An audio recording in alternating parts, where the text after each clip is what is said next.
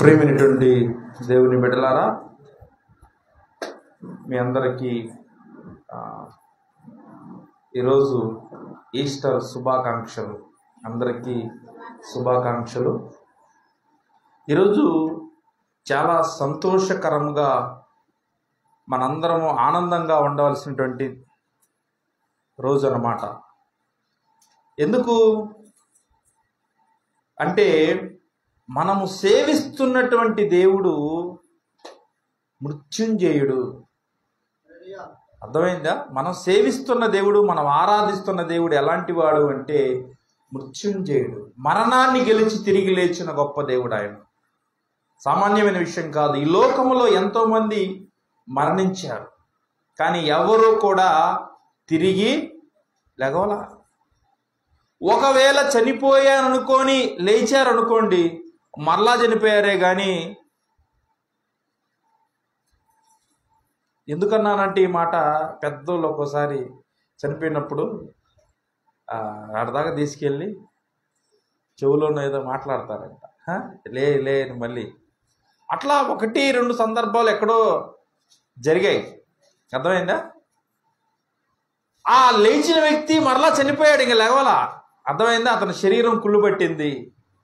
అర్థమైందా? అయితే మనము సేవించేటువంటి దేవుడు మరణాన్ని గెలిచి తిరిగి లేచాడు. ఇది సంతోషకరమైనటువంటి దినం. అయితే మనందరము కూడా కొన్ని విషయాలను జాగ్రత్తగా గమనించాలి. ఏమిటంటే, యేసుక్రీస్తు సిలువలో పలికినటువంటి 7 మాటలు విన్నాం. ఆయన సిలువలో మరణించాడు. ఆ తర్వాత ఏం జరిగింది ఇది తెలుసుకుందాం ఈరోజు. అర్థమైందా? యేసుక్రీస్తు సిలువలో 7 మాటలు పలికాడు, అయిపోయింది. ఆ తర్వాత ఆయన మరణించాడు.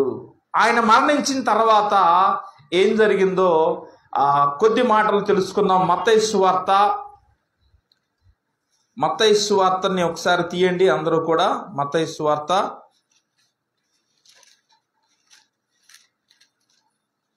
27వ అధ్యాయము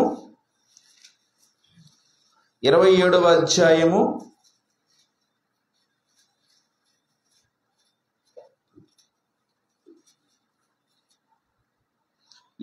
వచనము నుంచి చదువుదాం.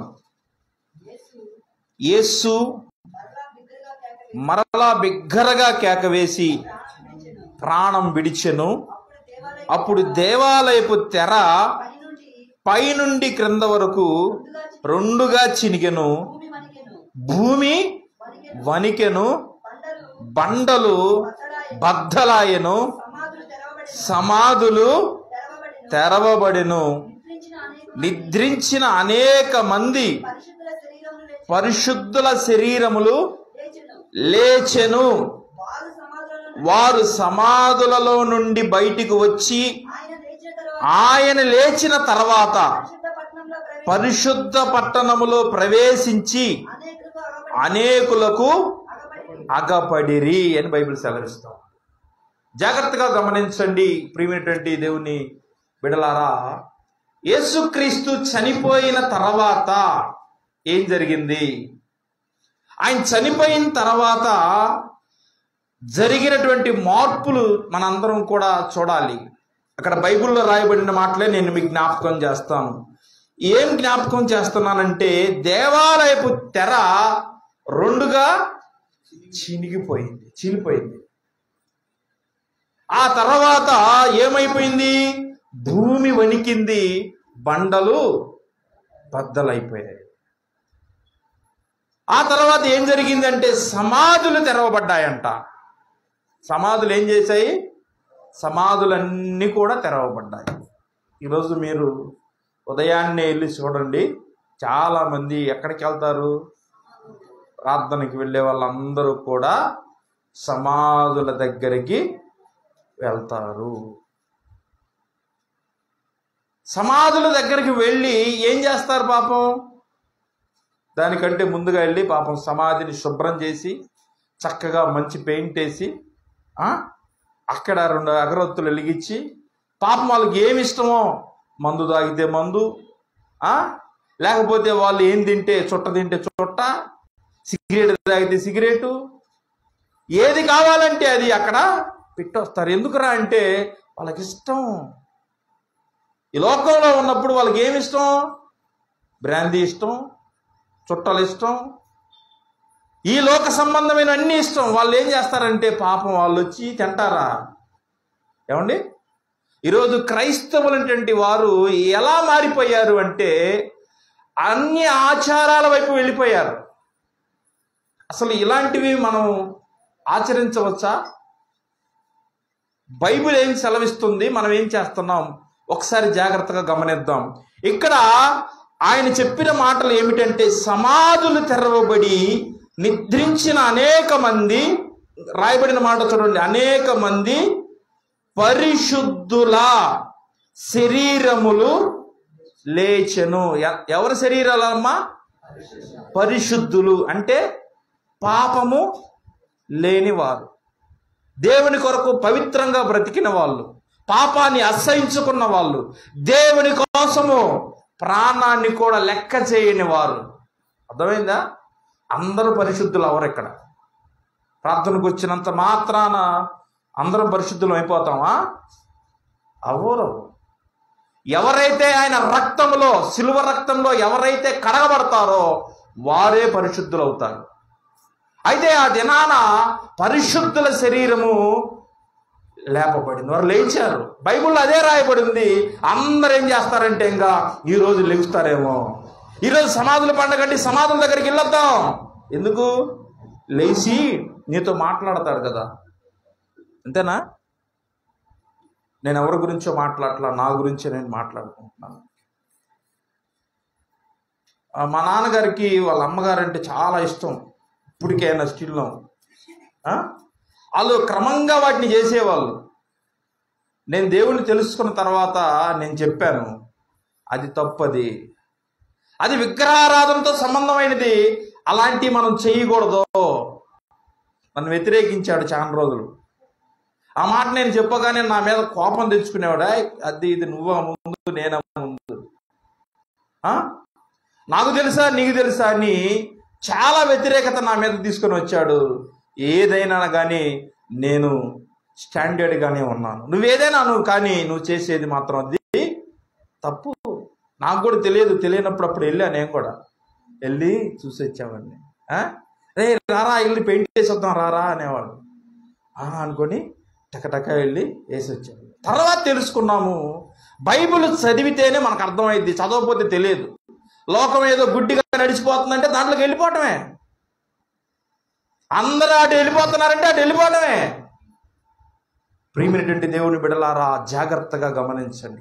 బైబిల్ సెలవిస్తుంది ఏమిటి, బైబిల్లో రాయబడింది ఏంటి, ఇవి చూడండి. పరిశుద్ధుల శరీరములు లేచాయంట. ఏమండి? పరిశుద్ధుల శరీరాలు లెగుస్తాయి. పాపం చేసి లోకంలో ఇష్టం వచ్చినట్లుగా బ్రతికి దేవుని వాక్యానికి విరోధంగా చేస్తూ దేవుని దుఃఖపరిచి మరణించిన వాళ్ళు కూడా లెగుస్తారా?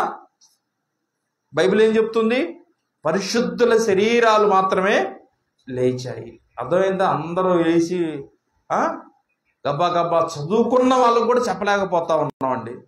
చదువు లేని వాళ్ళంటే పాపం ఏదో తెలియదు అనుకున్నాం, కానీ చదువుకుని మంచి స్థాయిలో ఉన్న వాళ్ళకు కూడా అర్థం కావట్లేదు. ఏంటంటే బైబిల్ సరిగ్గా చదవట్లా, లోతు సరిగ్గా తెలుసుకోవట్లా. ఇదే అనుకుంటున్నారు, ఈ మార్గమే కరెక్ట్ అనుకుంటున్నారు. తప్పు. బైబిల్ దీనికి విరోధముగా మనం ప్రవర్తిస్తున్నాం సంగతిని అందరూ గుర్తుపెట్టుకోవాలి.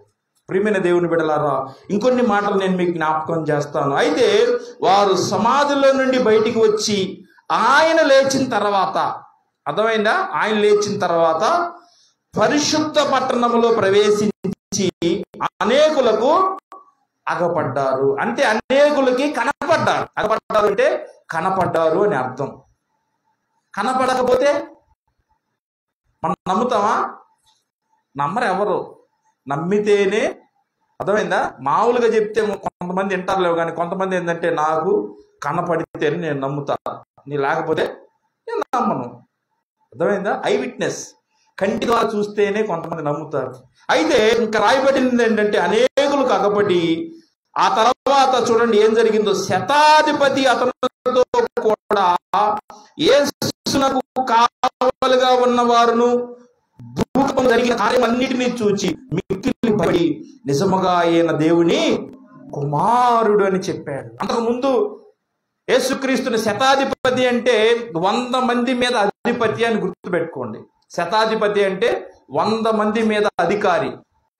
అక్కడ ఉన్న వారందరూ కూడా అంతకుముందు శిలువ వేసేటప్పుడు ఏమనుకోవాలి, ఆయన ఏదో అనుకున్నారు. ఎప్పుడైతే ఇవన్నీ జరిగాయో అప్పుడు అనుకుంటున్నారు ఈయన నిజంగా దేవుని కుమారుడే. ఏమండి, మనల్ని మనం ప్రూవ్ చేసుకోవడానికి ఏమైనా అద్భుతాలు చేయాలా? ఏమండి, యేసుక్రీస్తు, చాలా మంది అంటారు మీ యేసుక్రీస్తు సిలువలో ఆయన రక్షించుకోలేకపోయాడు, సిలువలో 3 మేకులు తీసుకోలేకపోయాడని చాలా మంది అవహేళన చేస్తా ఉన్నారు. తెలియదు చాలా మందికి. ఆయన సిలువలో ప్రాణం పెట్టడానికి వస్తే నువ్వు సిలువలో రక్షించుకోమని చెబుతావేంటి? అంటే తండ్రి చెప్పిన దానికంటే కూడా నువ్వు చెప్పిందే జరగాల? హేతు వాళ్ళకి అర్థం కావట్లా. బైబిల్ జ్ఞానం తెలియట్లా చాలా మందికి. వారికి నచ్చినట్లుగా మాట్లాడుకుంటా ఉన్నారు. తప్పు ఇది వాక్యానికి. శతాధిపతి చూచి ఆయన అంటున్నాడు నిజంగా ఆయన నిజంగా దేవుని కుమారుడు. ఎవరు చెప్పారు? మీరు ఎవరైనా సువార్త అందిస్తే నమ్మాడా? లేదు. ఐ విట్నెస్, కళ్ళ ద్వారా చూశాడు. ఆయన జరుగుతున్న మార్పులను చూసి నిజంగా ఆయన దేవుని కుమారుడే నమ్మాడు. అది కొంతమంది అలానే నమ్ముతారు, కొంతమంది చెప్తే నమ్ముతారు. అర్థమైందా? అందుకే అంటారు, తోమాతో ఒక మాట అంటాడు దేవుడు. ఏం మాట్లాడతాడంటే, చూచి నమ్మిన వాడి కంటే చూడక నమ్మిన వాడు ధన్యుడు.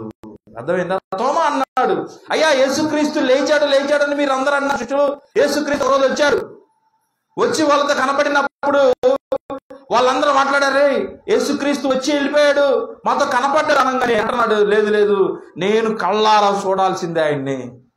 ఆయనకి నిజంగా ఆ రోజు సిలువలో చేతులకు మేకులు కొట్టారు కదా, నేను చూడాలి ఆ మేకులు ఉన్నాయా లేదా, చేతికి గాయాలు ఉన్నాయా లేదా, ప్రక్కలో బల్లెపు పోటు ఉందా లేదా, నేను చూడాలి అన్నాడు.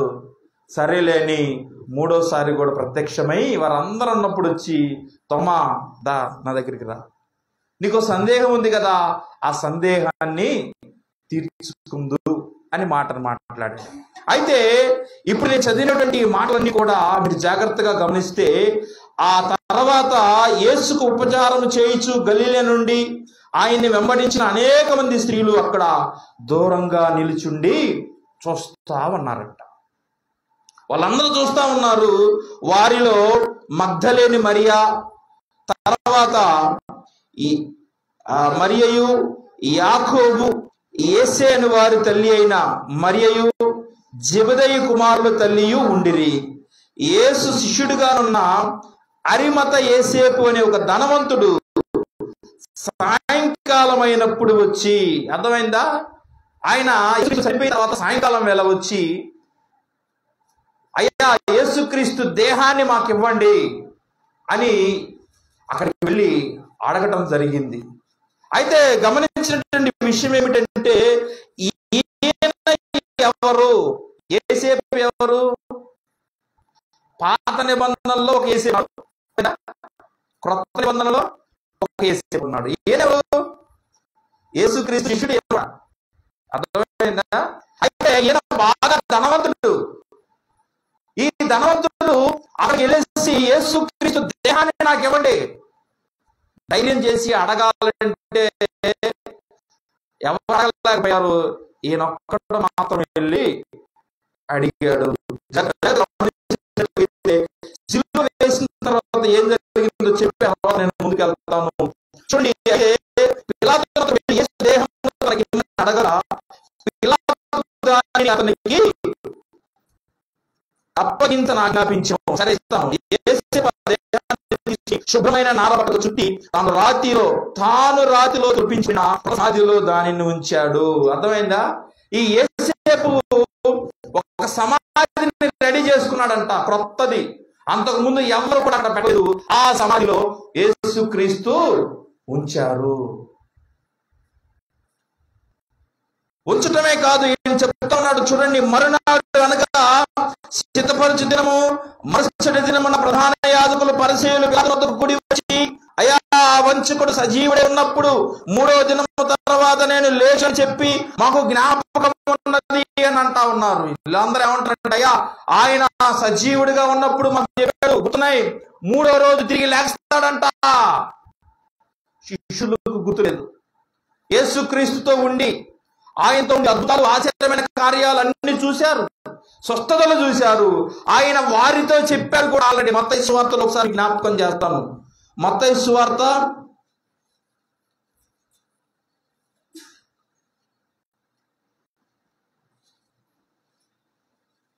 'మత్తయి' ఆయన సిలువకు ముందు శిష్యులతో ఒక మాట చెప్పాడు. ఆయన, నేను మరలా 3వ దినాన తిరిగి లెగుస్తాను అనేటువంటి మాటని నేను మీకు తర్వాత చెప్తాను. అయితే శిష్యులకు చెప్పినటువంటి ఆ మాటని వారైతే గుర్తుపెట్టుకోలేదు. కానీ ఇక్కడ ఎవరు గుర్తుపెట్టుకున్నారు? ప్రధాన యాజకులు. అర్థమైంది? ప్రధాన యాజకులు, పరిసయ్యులు ఆ మాటని చాలా జాగ్రత్తగా గుర్తుపెట్టుకొని అంటున్నారు. ఆయన మాట అయితే అన్నాడు, ఒకవేళ వాళ్ళు శిష్యులేమైనా దేహాన్ని తీసుకెళ్ళిపోతారేమో, యేసుక్రీస్తు లేచాడని చెప్తారేమో. అయితే ఆయన అన్నాడు, మీకు ఇష్టం వచ్చింది చేయండి, వెళ్ళి బందోబస్తు పెట్టండి అని చెప్పగానే వాళ్ళు ఏం చేశారంటే చూడండి, కాబట్టి 64లో కాబట్టి 3వ దినం వరకు సమాధి భద్రం చేయాలనిస్తూ వారి శిష్యులు వచ్చి దాన్ని ఎత్తుకొని పోయి ఆయన మృతుల్లో నుండి లేచనని ప్రజలతో చెప్పుతురేమో. అప్పుడు మొదటి వంచన కంటే కడపటి వంచన మరి చెడ్డదయుడని చెప్పాను. కావలి వారు ఉన్నారు కదా, మీరు వెళ్ళి మీ చేతనైనంత మటుకు సమాధి భద్రము చేయుడని వారితో చెప్పాను. అర్థమైందా? కావలి వారు ఉన్నారు, వాళ్ళకి చెప్పండి, వాళ్ళని వెళ్ళి అక్కడ ఉండమని చెప్పండి అని చెప్పగానే వాళ్ళు అలానే చేశారు. ఆ తర్వాత ఏం జరిగిందంటే, వెళ్ళి కావలి వరకు కూడా రాత్రికి ముద్ర వేసి సమాధిని భద్రం చేశారంట. సమాధిని భద్రం చేసి పడేసారు, ఇంకెవరు లేరు అక్కడ. ఆ తర్వాత ఏం జరిగిందో ఇప్పుడు నేను మీకు జ్ఞాపకం చేస్తాను. అయితే యేసు ఇందాక మనం చదివినటువంటి ఆ యోహాను సువార్త దగ్గరికి మనం వద్దాం. యోహాను సువార్త 20వ అధ్యాయంలో ప్రారంభ వచనములో నేను మీకు జ్ఞాపకం చేయబోతా ఉన్నాను. ఆదివారమున ఇంకను చీకటిగా ఉన్నప్పుడు మగ్దలేని మరియా పెద్దనే సమాధి వద్దకు వచ్చి సమాధి మీద ఉండిన రాయిని తీయబడి ఉండుట చూచెను. గనుక ఆమె పరిగెత్తుకొని సీమోను పేతురు నొద్దకు, యేసు ప్రేమించిన మరి ఒక శిష్యుని యొద్దకు వచ్చి ప్రభువును సమాధిలో నుండి ఎత్తుకొని పోయిరి, ఆయన ఎక్కడ ఉంచిరో ఎరుగమని చెప్పాను. జాగ్రత్తగా గమనించండి. యేసు క్రీస్తు గురించి శిష్యులు గమనించలేకపోతా ఉన్నారు. ఆయన 3వ దినాన తిరిగి లెగుస్తానన్నాడు. కానీ ఇక్కడ ఆయన మాటలు ఎవరు జాగ్రత్తగా అనుసరించారనే సంగతిని గుర్తుపెట్టుకున్నట్లుగా అయితే స్త్రీలు అనేటువంటి వారు ప్రథమ పాత్రను పోషించారు. ఇక్కడ ఏమంటే యేసుతో తిన్నారు, యేసుతో తిరిగారు, యేసుతోనే ఉన్నారు. కానీ ఆయన 3వ దినాన తిరిగి లెగుస్తాడు అనే సంగతిని పూర్తిగా మర్చిపోయారు. కానీ చూడండి, ఈ మగ్దలేని మరియా ఏం చేసింది? పెందలకడనే లేచి సమాధి వద్దకు బయలుదేరిందా. ఎందుకు వెళ్ళింది సమాధి దగ్గరికి? చూడండి, బైబిల్ అక్కడే రాయబడింది. చూడండి ఎందుకు వెళ్ళింది అంటే, ఆమె ఎందుకు వెళ్ళింది అనే మాటను మీకు జ్ఞాపకం చేస్తూ చెప్తున్నాను. చూడండి, ఆ మొదటి వచనంలోనే, ఇంకా చీకటిగా ఉన్నప్పుడు మగ్దలేని మరియా పెందలకడే సమాధి వద్దకు వచ్చి సమాధి మీద ఉండిన రాయి తీయబడుట చూచెను. గనుక ఆమె పరిగెత్తుకొని సీమోను పేతురు నొద్దకు, యేసు ప్రేమించిన మరొక శిష్యునికి మాటను చెప్పింది. ఎందుకు వెళ్ళిందంటే సుగంధ ద్రవ్యాలు భూయాలను వెళ్ళిపోయింది. కానీ ఆమె అక్కడికి వెళ్ళేసరికి సమాధి తెరవబడింది, రాయి దొర్లించబడింది. యేసు దేహం అక్కడ లేదు, ఇంకా లేదు అక్కడ. ఆమె పరిగెత్తుకుంటూ వెళ్ళి ఎవరికి తెలియపరిచిందంటే, మొదటగా పేతురుకి తెలియపరిచింది, తర్వాత మరొక శిష్యునికి చెప్పింది. కానీ వాళ్ళెవరు కూడా వాళ్ళు ఏం చేశారు? అక్కడికి వచ్చి చూడండి 4వ వచనములో, వారిద్దరు కూడా పరిగెత్తుచుండగా ఆ శిష్యుడు పేతురు కంటే త్వరగా పరిగెత్తి ముందుగా సమాధి వద్దకు వచ్చి వంగి నారబట్టలు పడి ఉండేది చూచెను, కానీ అతడు సమాధిలో ప్రవేశించలా. అంతటా సీమోను పేతురు అతని వెంబడి వచ్చి సమాధిలో ప్రవేశించి నారబట్టలు పడి ఉండుటయు ఆయన తల రుమాలు నారబట్టల యొద్ద ఉండగా వేరుగా ఒక చోట చుట్టి పెట్టి ఉండుటయు చూచెను. అప్పుడు మొదట సమాధి వద్దకు వచ్చిన ఆ శిష్యుడు లోపలికి పోయి చూచి నమ్మెను. అర్థమైందా? లోపలికి పోయి మొదటి శిష్యుడు అప్పుడు నమ్మాడంట. ఎప్పుడు చూశాడు? అప్పుడు చూసి అప్పుడు నమ్మాడు. నిజమే, యేసుక్రీస్తు తిరిగి లేచాడు. ఆయన నా ప్రియమైన దేవుని బిడ్డలారా, ఆయన చూసి నమ్మిన తర్వాత అంటున్నాడు, అంతటా ఆ శిష్యులు తిరిగి తమ వారి వద్దకు వెళ్ళిరి. తమ వారి వద్దకు మళ్ళీ వెళ్ళిపోయారంట. చూశారు, మళ్ళీ వెళ్ళిపోయారు. అయితే ఇక్కడ గమనించినటువంటి విషయం ఏమిటంటే, మరియ సమాధి బయట నిలిచి ఏడ్చుచుండగా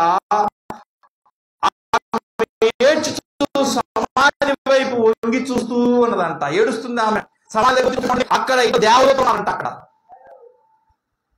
ఇక్కడ ఇద్దరు దేవదూతలు నుండి అంటా ఉన్నారు, వాళ్ళమ్మ ఎందుకు ఏడ్చుచున్నావని ఆమె అడగగా ఆమె అంటుంది, నా ప్రభువుని ఎవరో ఎత్తుకొని పోయారయ్యా.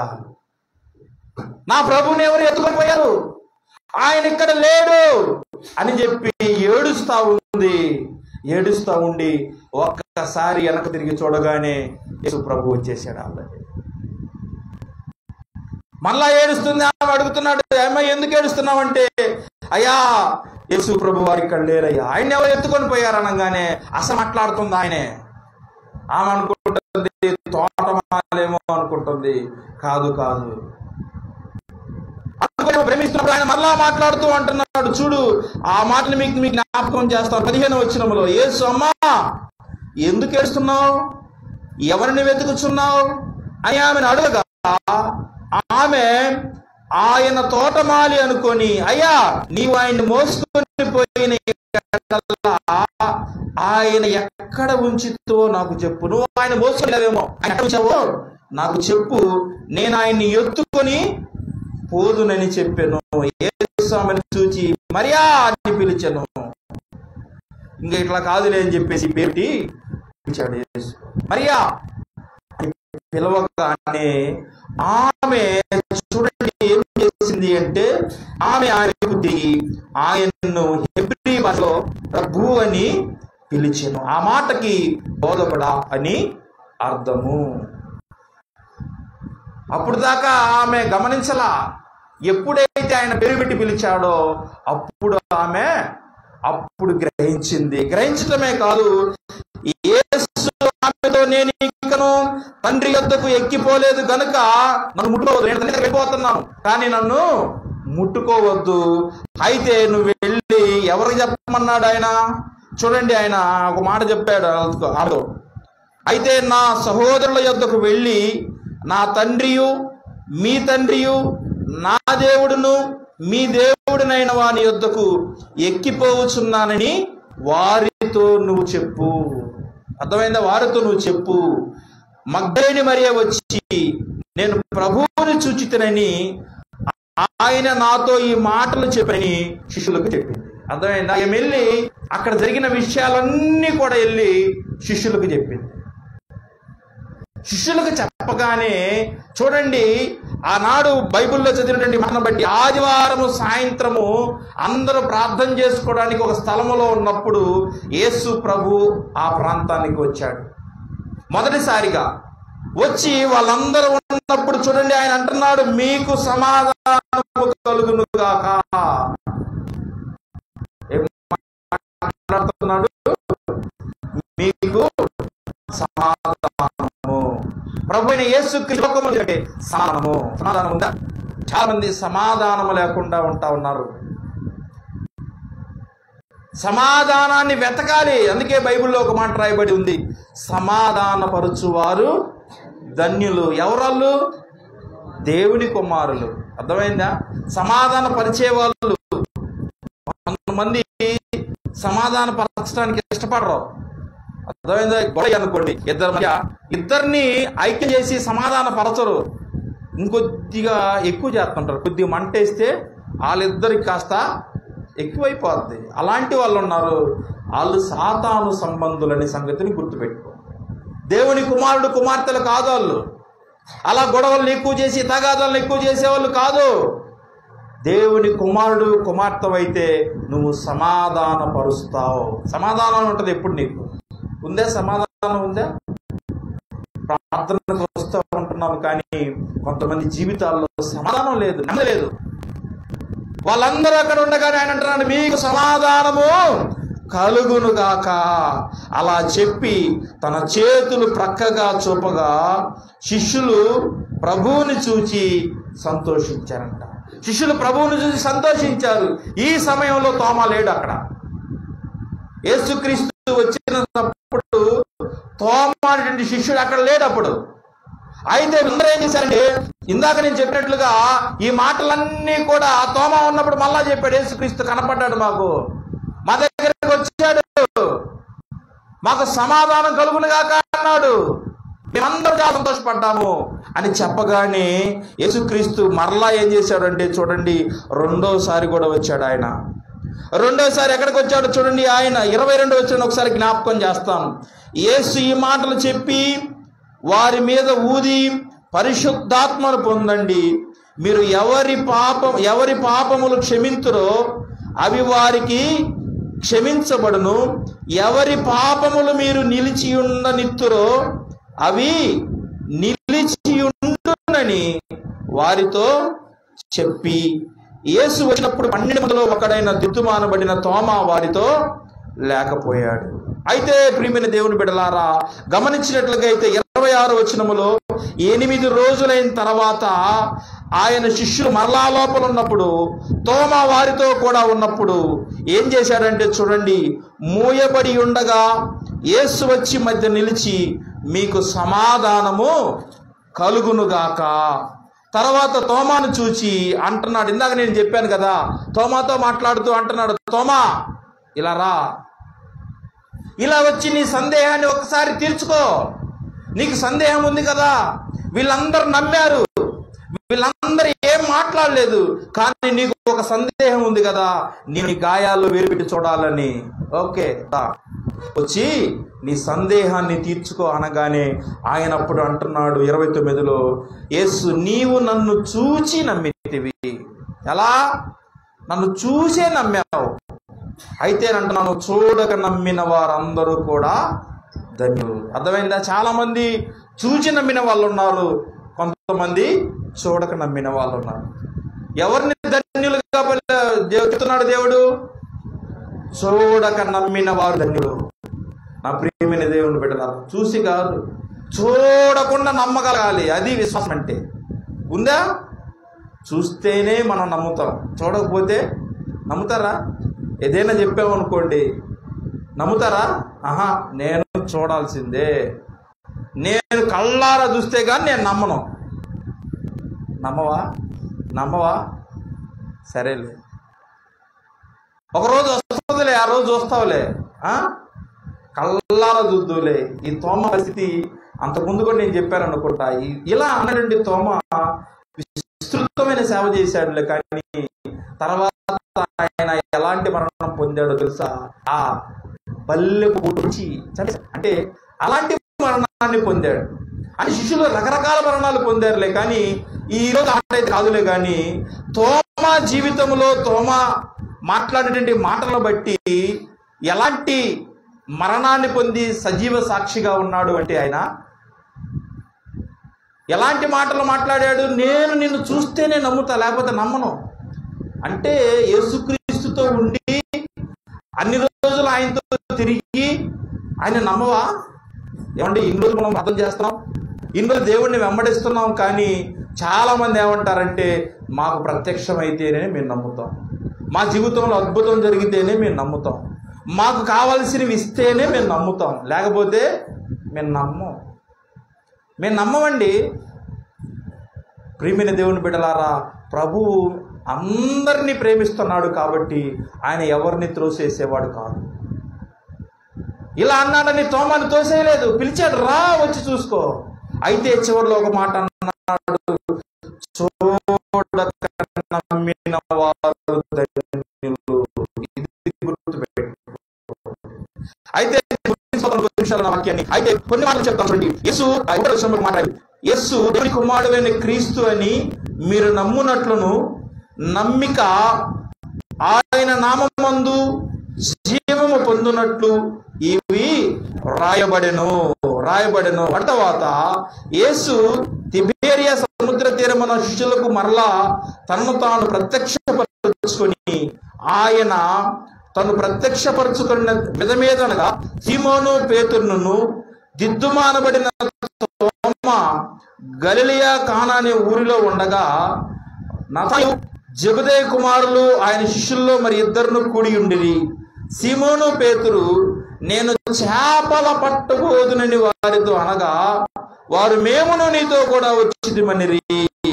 చూడండి, వారు వెళ్ళి ధోనికి కానీ ఆ రాత్రి ఏమీ పచ్చలేదు. ప్రియమైన దేవుని బిడ్డలారా, ఒక ముఖ్యమైనటువంటి విషయాన్ని నేను మీకు జ్ఞాపకం చేయదలిచాను. ఏమిటంటే, పేతురు విషయంలో యేసుక్రీస్తు పునరుద్ధానుడై తిరిగి లేచి వచ్చాడు. వచ్చినా కానీ పేతురు మరలా ఎక్కడికి వెళ్ళిపోయాడు? మరలా చేపలు పట్టడానికి వెళ్ళిపోయాడు. అర్థమైందా? ఆయన వెళ్ళటమే కాదు, ఆయనతో పాటు ఎవరిని కూడా తీసుకెళ్ళాడు. పాపము ఏమండి, చూడండి, ఎవరిని తీసుకెళ్ళాడు? సీమోను పేతురు ఆయనతో పాటు ఉన్నాడు. చూడండి ఎవరున్నారు అక్కడ. 2వ వచనములో సీమోను పేతురు, దిద్దుమా అనబడిన తోమ, గలిలయలోని కానా అనే ఊరివాడగు నతనయేలును జెబెదయి కుమారులను ఆయన శిష్యుల్లో మరి ఇద్దరును కూడి ఉండిరి. సీమోను పేతురు, నేను చేపల పట్టబోదునని వారితో అనగా వారు మేమును నీతో కూడా వస్తాము. అర్థమైందా? వాళ్ళు ఏమన్నారు? అయ్యా నేను చేపల పడటానికి వెళ్తాను అంటే వాళ్ళు ఏమన్నారంటే మేము కూడా వస్తాము. అర్థమైందా? మేము కూడా వస్తాం. పేతురు ఎలా ప్రవర్తించాల్సి ఉన్నది? యేసుక్రీస్తు పునరుద్ధానుడై తిరిగి లేచాడు కదా.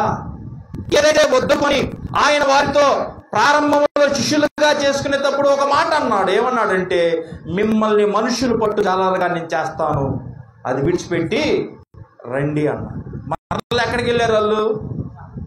మరలా చేపలు పట్టడానికి వెళ్ళారు. ప్రియమైన దేవులారా, చాలా జాగ్రత్తగా గమనించండి. ఒకసారి దేవుడు మనల్ని పిలిచిన తర్వాత, ఒకసారి దేవుడు మనల్ని వాడుకుంటా అన్న తర్వాత మన వెనుదిరిగే స్వభావము మళ్ళా, అర్థమైందా? మళ్ళా ఏం చేశాడు? ఎక్కడికి? మళ్ళీ వెళ్ళిపోయాడు. ఈ విషయాన్ని అందరం చాలా జాగ్రత్తగా గమనించాలి. విశ్వాస జీవితంలో మనము ముందుకు సాగుతున్నప్పుడు మరలా వెనుదిరగకూడదు. ఏమంటే, నాగటి మీద చేయి పెట్టి వెనుదిరుగువాడు నాకు పాత్రుడు కాదని వాక్యం సెలవిస్తుంది. కాదు, పేతురు వాళ్ళందరికీ చెప్పాల్సినాడు. పేతురు వాళ్ళందరినీ దేవుళ్ళు నడిపించాల్సిన వాడు. ఏం చేస్తున్నాడంటే, చేపలు పడటానికి పోతున్నా, మీరు కూడా వస్తారా? రండి. ఏమండి, ఒక్కళ్ళు చాలు పాడు చేయడానికి. అర్థమైందా? కూరంతా బాగా చేసి కొద్దిగా ఉప్పేయండి, ఎక్కువ తింటారా? అంతా బాగా చేసి బిందడి పాలల్లో కొంచెం విషం వేయండి, పాడైపోద్ది. ఒక్కళ్ళు చాలు పాడు చేయటానికి. పేతురు వెనుదిరిగారు. ఆయనతో పాటు వాళ్ళందరూ కూడా నేను కూడా వస్తాను అన్నారు. ఏమండి, యేసుక్రీస్తు తిరిగి లేచాడు, పునరుద్ధానుడై కనపడ్డాడు. ఆ తర్వాత పేతురు చూడండి, నా ప్రియమైన దేవుని బిడ్డలారా, వెనుదిరిగే స్వభావం నుంచి విడిచిపెట్టండి. ఇది మంచిది కాదు. చాలా మందికి ఇలాంటి స్వభావాలు ఉన్నాయి. విశ్వాస జీవితంలో నడిచేటప్పుడు ఇలాంటి అనుభవాలు ఉన్నాయి. నువ్వు ఒక్కడే బాబు, నీతో పాటు కొంతమంది పోతారు. అంతే కదా? ఏమండి, మీకు అందరికీ జ్ఞాపకం చేస్తాను. అర్థమైందా? పడద్రోయబడినటువంటి వాడితో పాటు కొంతమంది ఫ్రెండ్స్ అందరూ వచ్చారుగా. అర్థమైందా? మొత్తం వాడితో పాటు కొంతమంది ఉంటారు కదా, లింక్ బ్యాచ్ మొత్తం వచ్చారు వాడితో పాటు. అలాగే ఒక్కడు చాలు, వాడితో పాటు కొంతమంది ఉంటారు. చాలా జాగ్రత్తగా ఉండండి. నిన్ను బట్టి చాలామంది ప్రభావితం అవుతుంటారు, నిన్ను బట్టి చాలామంది దేవుణ్ణి వెంబడిస్తూ ఉంటారు. కానీ నువ్వు నడిచే మార్గం ఏంటో ఒకసారి ఆలోచించు. నువ్వు చేసే పనులేందో ఒకసారి ఆలోచించు. అది ఎంత ప్రభావితం చేస్తుందో ఒకసారి ఆలోచనగలడు. ఇది నేను చెయ్యాలా లేదా? పేతురు అలా చేసి ఉండకూడదు, కానీ ఎందుకు అలా చేశాడు? మరలా వెనుదిరిగిపోయాడు, వెళ్ళి ఆ పాత స్వభావంలోనికి చేపలు పట్టడానికి వెళ్ళాడు. అయినా కానీ చూడండి, అక్కడ కూడా దేవుడు వచ్చి అంటా ఉన్నాడు. చూడండి, అక్కడ కూడా పాపం వాళ్ళు రాత్రంతా ప్రయాసపడ్డారంట. సర్లే అని చెప్పేసి చేపలు పడదామని వెళ్ళిపోయారు, కానీ రాత్రంతా ప్రయాసపడ్డా కానీ ఏం పట్ల. మరలా యేసుక్రీస్తు వారు వచ్చిన తర్వాత, ఇదిగో మీరు ఇటు ప్రక్కన వల వేయండి అనగానే వారు విస్తారమైనటువంటి చేపలు పట్టారు. ఎవరి మాట? దేవుని మాట. అర్థమైందా? దేవుని మాట వల్ల మాత్రమే విస్తారమైనటువంటి చేపలు పట్టడం జరిగింది. పేతురు జీవితంలో ఇది కోల్పోయాడు. చెప్పాడు ఆయన ప్రారంభంలోనే, నిన్ను మనుషులు పట్టు జాలర్లుగా చేస్తా. ఇది మర్చిపోయాడు. పేతురు ఎందుకు ఈ మాటను మర్చిపోయి మరలా వెనుదిరిగిపోయాడు? కారణం ఏమిటి? దేవుడు ఎప్పుడు దొరకలేదా? సరే ఈ పక్క వేయండి, విస్తారమైన చేపలు పడతాయి. ఆకలిగా ఉందా మీకు? ఆకలిగా అడిగాడు. చూడండి, అక్కడ ఉందే చూడండి, ఏమన్నారు ఆయన. అయితే యేసు, పిల్లలారా, 5వ వచనములో, పిల్లలారా భోజనమునకు మీ వద్ద ఏమైనా ఉన్నదా అని వారిని అడగగా లేదనగా వారు ఆయనతో చెప్పింది. అప్పుడు ఆయన దోణి కుడి ప్రక్కన వల వేయుడి మీకు దొరుకుని చెప్పాను కనుక వారలాగు వేయగా చేపలు విస్తారముగా పడినందున వలకలేకపోయారు. కాబట్టి యేసు ప్రేమించిన శిష్యుడు ఆయన ప్రభువు సుమి అని పేతురుతో చెప్పాడు. ఇల్లు పాపం యేసుక్రీస్తు అని కూడా గుర్తించలా, అట్లా ఉన్నారు. ఆ తర్వాత పక్కన చెబుతుంది, అయ్యా ఆయన యేసుక్రీస్తు వారని చెప్పగానే అప్పుడు పేతురుతో అనగానే అప్పుడు అంటున్నాడు, ప్రభు అని సీమోను పేతురు విని వస్త్రహీనుడైనందున పైబట్ట లేక పైబట్ట వేసి సముద్రములో దుమికెను. ఇంచుమించు 300 మూరల దూరమునున్న తక్కిన శిష్యులు చేపల గల వలలాగుచూ ఆ చిన్న దోణిలో వచ్చిరి. దిగి దరికి రాగానే అక్కడ నిప్పులను, వాటి మీద ఉంచబడిన చేపలను, రొట్టెలు కనబడెను. యేసు మీరిప్పుడు పట్టిన చేపల్లో కొన్ని తీసుకుని రండని వారితో చెప్పగా సీమోను పేతురు దోణి ఎక్కి వలను దరికి లాగెను. అది 150 మూరల గొప్ప చేపలతో నింపబడెను. చేపలంత విస్తారముగా పడినా వల పెగల్లేదు. యేసు రండి భోజనము చేయుడని వారితో అనెను. ఆయన ప్రభు అని వారికి తెలిసినందున ఎవడవని శిష్యులు ఎవరు ఆయన్ని అడుగ తెగింపలేదు. యేసు వచ్చి ఆ రొట్టెను తీసుకుని వారికి పంచిపెట్టెను. అలాగే చేపలు కూడా పంచిపెట్టెను. యేసు మృతుల్లో నుండి లేచిన తర్వాత శిష్యులకు ప్రత్యక్షమైనది 3వసారి. ఎన్నోసారి? 3వసారి. ఆయన లేచి 3వసారి కనపడ్డాడు.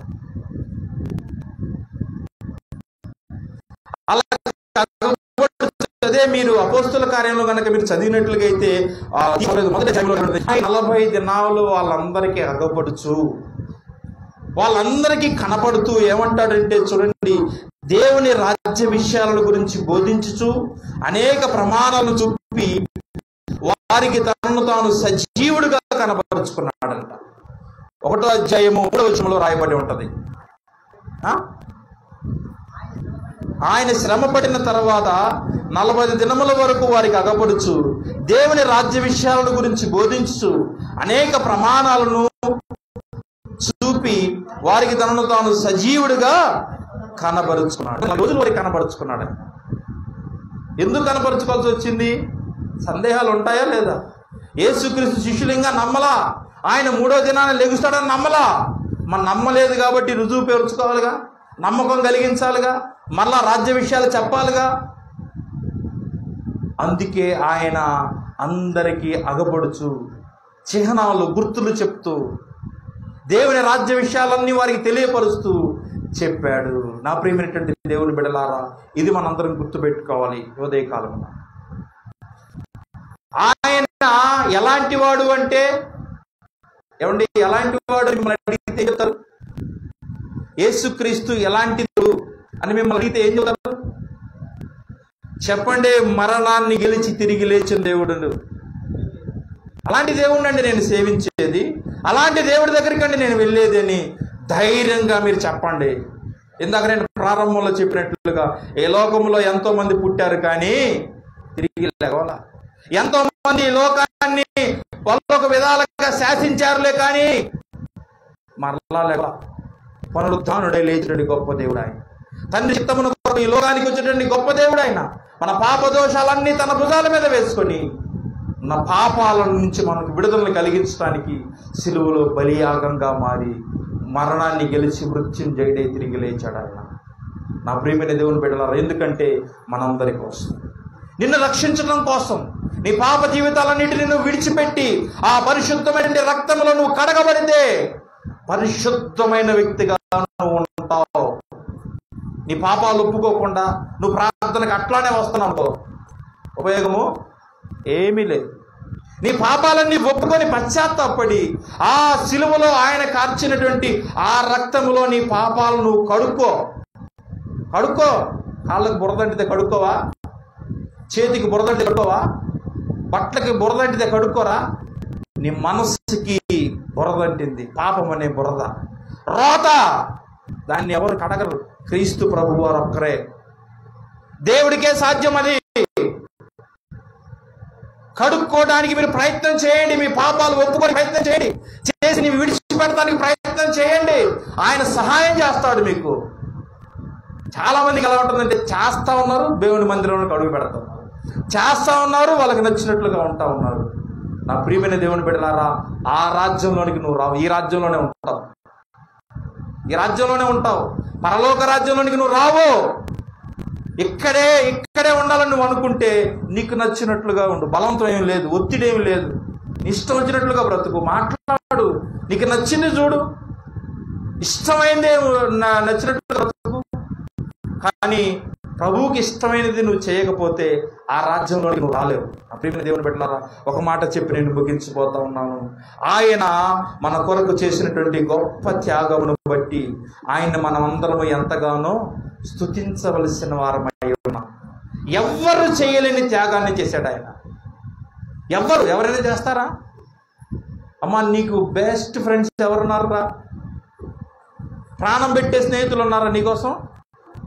నీకు వెన్నుపోటు పొడిసే వాళ్ళే ఉంటారు. నువ్వు ఎంత ఫ్రెండ్షిప్ ఏం చెయ్యి, వెన్నుపోటు పడతారు. నువ్వు ఎంతగానే నమ్ము, నీకు వాళ్ళ దగ్గర నష్టమే వస్తుంది. నీ కొరకు ప్రాణం పెట్టేంతగా నిన్ను ఎవరు కూడా ప్రేమించరు. ఎవరు ప్రేమించరు? అడగండి ఎవరైనా, నా కోసం ప్రాణం ఇస్తావా అని అడుగుతారా? మీ మనస్సులో మీ అందరికీ తెలుసు, మీకు ఎవరైనా ఒకళ్ళంటే మీకు బాగా ఇష్టం, వాళ్ళ దగ్గరికి వెళ్ళి అడగండి, నీ ప్రాణం ఇస్తావా అని అడుగు. నేనెందుకు ఇస్తా? నేనెందుకు నీకు ప్రాణం ఇస్తా? ప్రేమించమంటే ప్రేమిస్తా, నీకు కావాల్సినవి ఇవ్వమంటే ఇస్తాలే కానీ ప్రాణం అయితే నేను ఇవ్వలేను. ప్రాణం ఇచ్చిన దేవుడు మనకు ఉన్నాడు, ఆయన్ని ప్రేమించండి. అర్థమైంది? ఈ లోకంలో ఉన్న వ్యక్తుల ప్రేమ నుంచి చూసేయండి. మీరు ఏమేమి ప్రేమిస్తున్నారో నాకు తెలియదులే, కానీ ఆ ప్రేమను మీరు చంపేయాల. దేవుని ప్రేమ మీ హృదయంలోనికి వస్తేనే ఆయన ప్రేమించగలుగుతారు, పాపాన్ని ద్వేషించగలుగుతారు. ఆయన మన కొరకు చేసినటువంటి త్యాగం మనకు గుర్తుంటుంది, లేకపోతే గుర్తు రాదు.